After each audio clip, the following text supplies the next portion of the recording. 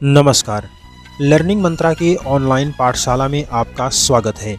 आइए विभिन्न समाचार पत्रों में प्रकाशित उन सूचनाओं पर नज़र डालते हैं जिनका सीधा सरोकार आपसे है। विभिन्न समाचार पत्रों में प्रकाशित तमाम सूचनाओं में आपके लिए पहली महत्वपूर्ण सूचना उत्तर प्रदेश शिक्षा सेवा चयन आयोग से है।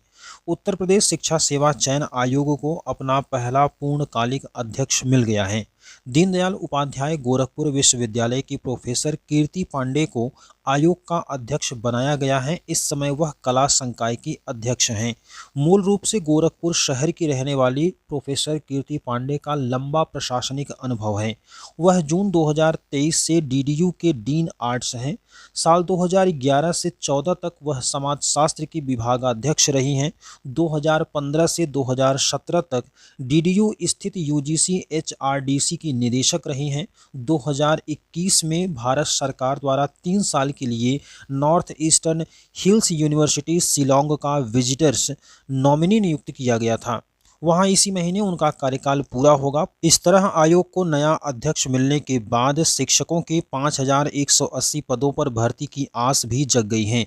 उत्तर प्रदेश उच्चतर शिक्षा सेवा आयोग ने प्रदेश के सहायता प्राप्त महाविद्यालयों में असिस्टेंट प्रोफेसर के 1017 पदों पर चयन के लिए 31 अगस्त 2022 तक आवेदन लिए थे।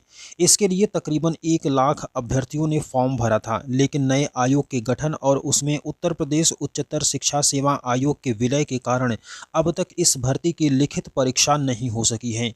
इसी प्रकार प्रदेश के 4512 सहायता प्राप्त माध्यमिक विद्यालयों में प्रशिक्षित स्नातक के 3539 और प्रवक्ता के 624 कुल 4163 पदों पर भर्ती के लिए 16 जुलाई 2022 तक आवेदन मांगे गए थे।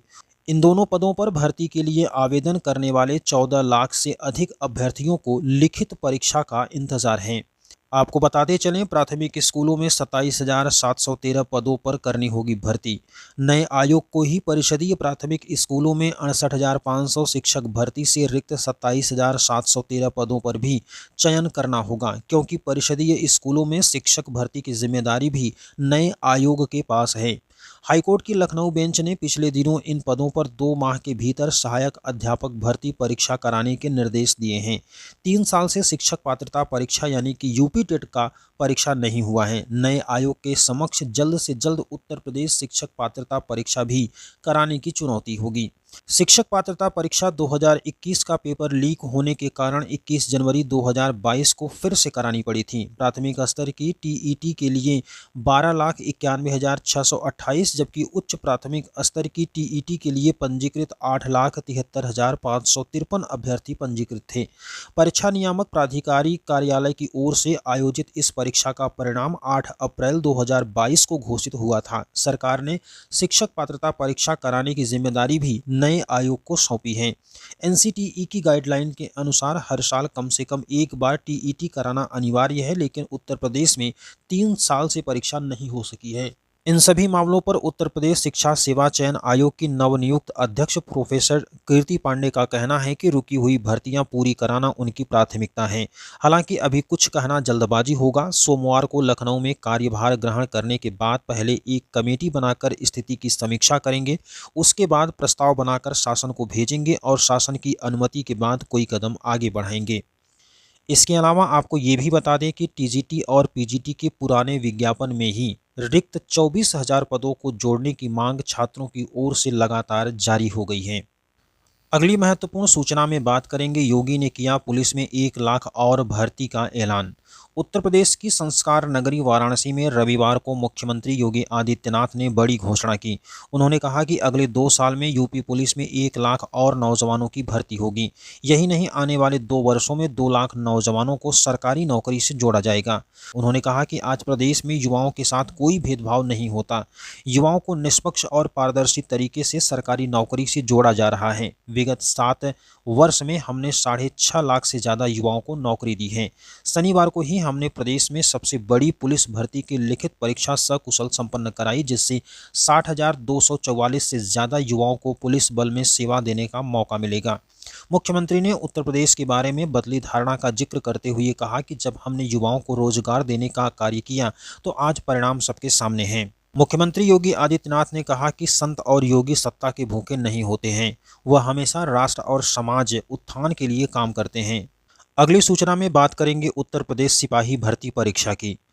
सिपाही नागरिक पुलिस के 60,244 पदों की लिखित परीक्षा की बड़ी चुनौती को भले ही उत्तर प्रदेश पुलिस भर्ती एवं प्रोन्नति बोर्ड ने पूरा कर लिया है, लेकिन रिजल्ट जारी करने के लिए आगे लंबी कसरत बाकी है। बोर्ड के अध्यक्ष और डीजी राजीव कृष्णा की अध्यक्षता में सोमवार को वरिष्ठ अधिकारियों की बैठक में लिखित परीक्षा के बाद की कार्यवाहियों की रूपरेखा और समय सारणी तय की जाएगी। बोर्ड को नतीजा जारी करने से पहले उसका थर्ड पार्टी ऑडिट भी कराना होगा। लिखित परीक्षा में चयनित अभ्यर्थियों की सूची जारी करने के बाद बोर्ड कुल पदों के 3 गुना अभ्यर्थियों को शारीरिक दक्षता परीक्षा और दस्तावेज के परीक्षण के लिए बुलाएगा। इस दौरान भी सेंधमारी के प्रयासों को रोकने के लिए पुख्ता बंदोबस्त करना होगा। दस्तावेजों के परीक्षण के दौरान पूरी सतर्कता बरती जाएगी। शारीरिक दक्षता परीक्षा से पहले अभ्यर्थियों की पूरी जाँच होगी। इस प्रक्रिया को सफलतापूर्वक पूरा करने वाले अभ्यर्थियों की अंतिम चयन सूची जारी होगी। इस कवायद में करीब 4 माह लगेंगे। इसके बाद चयनितों को करीब 10 माह के प्रशिक्षण के लिए भेजा जाएगा। आपको बता दें कि परीक्षाओं के सकुशल आयोजन के लिए राज्य सरकार ने बीते दिनों नई मानक संचालन प्रक्रिया जारी की थी। भर्ती परीक्षा का अंतिम नतीजा जारी करने से पूर्व देश की सर्वोच्च शिक्षण संस्थाओं में से किसी एक द्वारा थर्ड पार्टी ऑडिट कराया जाएगा। दस्तावेजों के परीक्षण और शारीरिक दक्षता परीक्षा के लिए बुलाए गए सभी अभ्यर्थियों का कैंडिडेट रिस्पांस लॉग और एग्जाम डे परफॉर्मेंस डाटा का थर्ड पार्टी ऑडिट कराया जाएगा। और अब आइए बात करते हैं सिपाही प्रशिक्षुओं को मिलने वाले वेतन की। उत्तर प्रदेश पुलिस में 60,244 पदों पर भर्ती होने वाली सिपाही प्रशिक्षण अवधि के दौरान ही लखपति बन जाएंगे। अदालत के आदेश के मुताबिक उन्हें प्रशिक्षण अवधि में पूरा वेतन दिया जाएगा। करीब 10 माह के प्रशिक्षण के दौरान प्रत्येक प्रशिक्षु के हिस्से में करीब 3 लाख रुपए आएंगे। यही वजह है कि सिपाही बनने के लिए 48 लाख से अधिक आवेदन आए थे। इनमें उच्च शिक्षा हासिल करने वाले तमाम अभ्यर्थी भी शामिल हैं। पुलिस में सिपाहियों को शुरुआत में तकरीबन 36,000 रुपये तनख्वाह मिलती है। अगली सूचना में पुलिस रेडियो ऑपरेटर भर्ती परीक्षा के पेपर लीक का मामला। कंप्यूटर हैक कर पुलिस रेडियो ऑपरेटर भर्ती परीक्षा का पेपर लीक मामले में सालभर गिरोह के मास्टरमाइंड समेत 4 आरोपियों को साइबर क्राइम थाने की पुलिस ने रविवार को गिरफ्तार किया। आरोपियों को कोर्ट ने जेल भेज दिया है। चोलापुर के चबराहा चौराहा स्थित करण इंस्टीट्यूट ऑफ टेक्नोलॉजी में परीक्षा के दौरान कंप्यूटर में छेड़छाड़ के दौरान ही 2 आरोपियों को चिन्हित किया गया था। आरोपियों की पहचान सारनाथ के दनियालपुर निवासी गिरोह का मास्टरमाइंड अजय कुमार मौर्य, सिंधौरा बाजार निवासी और करण इंस्टीट्यूट ऑफ टेक्नोलॉजी का तत्कालीन हेड उमेश कुमार भारद्वाज, नाटी इमली का रहने वाला हिमांशु त्रिपाठी और करण इंस्टीट्यूट ऑफ टेक्नोलॉजी की तत्कालीन केंद्र व्यवस्थापक के रूप में हुई है। अगली सूचना एनडीए और सीडीएस परीक्षा से जुड़ी है, जिसमें हम लोग देखेंगे एनडीए और सीडीएस परीक्षा में प्रश्नों का स्तर कैसा रहा था। संघ लोक सेवा आयोग की ओर से राष्ट्रीय रक्षा अकादमी यानी एनडीए और सम्मिलित रक्षा सेवा की परीक्षाएं रविवार को जिले के 34 केंद्रों पर संपन्न हुईं। परीक्षार्थियों की माने तो एनडीए 2 के गणित के प्रश्न पत्र में पूछे गए सवालों का स्तर कक्षा 10, 11 और 12 का था।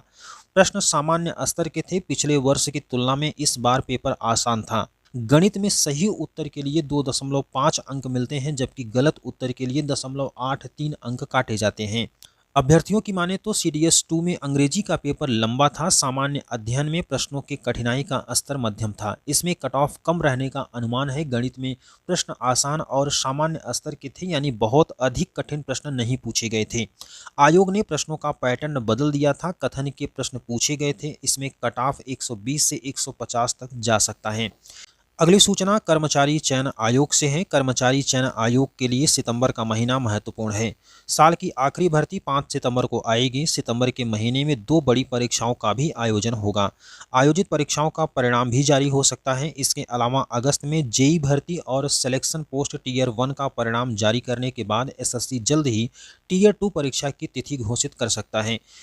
इस वर्ष की आखिरी भर्ती केंद्रीय सशस्त्र पुलिस बलों सीएपीएफ और एसएसएफ में कांस्टेबल जीडी, असम राइफल्स में राइफलमैन जीडी और नारकोटिक्स कंट्रोल ब्यूरो में सिपाही 2025 की है।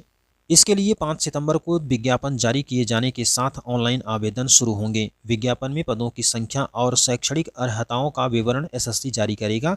इसके अलावा संयुक्त स्नातक स्तरीय सीजीएल परीक्षा के जरिए केंद्र सरकार के मंत्रालय, विभागों, कार्यालयों में ग्रुप बी और सी की 17,727 संभावित रिक्तियों पर भर्ती होनी है।